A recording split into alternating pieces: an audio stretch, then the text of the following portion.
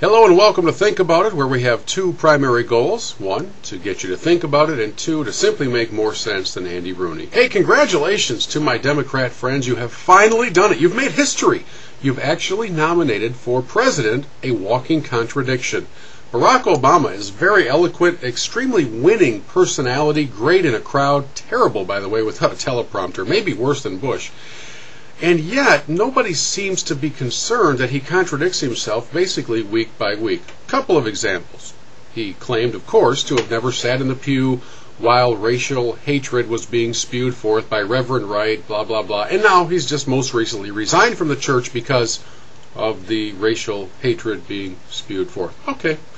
He declared that he was going to raise taxes on everybody making over $200,000 a year, and all of us who didn't make $200,000 a year were supposed to feel really good about that, and then he last week revised that to raising the taxes on people making $100,000 a year. And there are a lot of people who are in that category who wouldn't really consider themselves wealthy, but apparently that's irrelevant to those of you who are the Obama Kool-Aid drinkers. Oh, it goes on.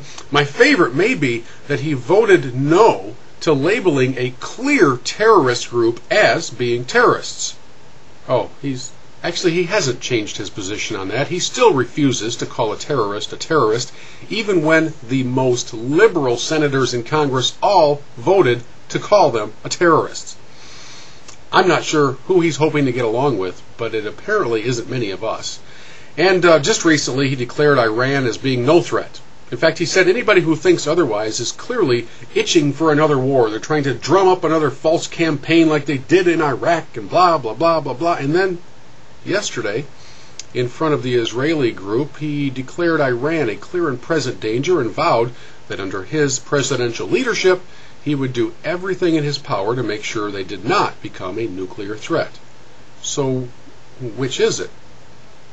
I guess my question in this edition of Think About It, to those of you who are truly Obama Kool-Aid drinkers, which is beginning to look as well like the majority of the mass media, is to wonder when you're going to actually examine what he says as opposed to how he says it.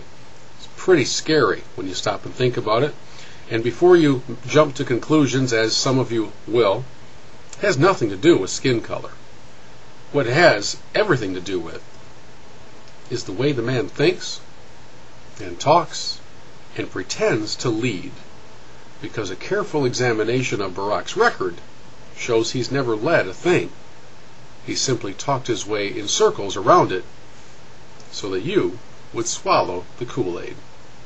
Think about it.